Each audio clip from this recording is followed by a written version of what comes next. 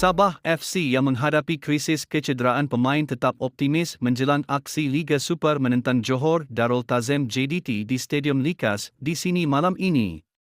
Pemangku Ketua Jurulatih Sabah FC, Alto Lines yakin kelebihan beraksi di laman sendiri memberikan suntikan semangat tambahan kepada skuad Derhinos untuk mencatat keputusan positif.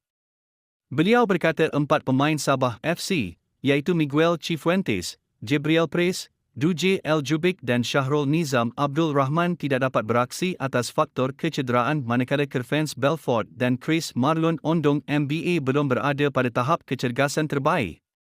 Cifuentes disahkan perlu berehat kira-kira 2 minggu selepas mengalami keretakan kaki ketika aksi pusingan pertama menentang PDRM FC dalam saingan Piala Cabaran Liga Bola Sepak Malaysia MFL.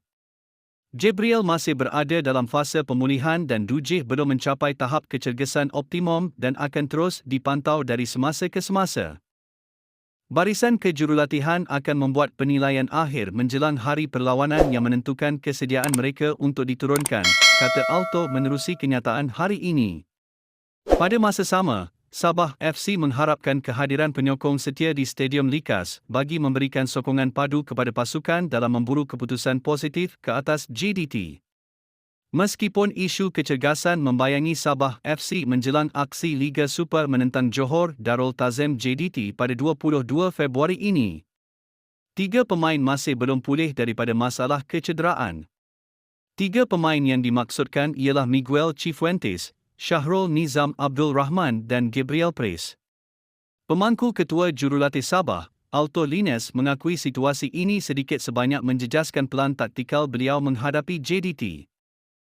Pada masa sama, Alto percaya barisan pemain yang ada mampu beraksi dan menampilkan persembahan terbaik di Stadium Likas. Kita percaya kepada pemain yang ada. Ini peluang untuk mereka tampil dan membuktikan kemampuan, katanya. Sabah berharap dapat meneruskan momentum layak ke separuh akhir MFL Challenge Cup dengan memburu kemenangan di Stadium Likas.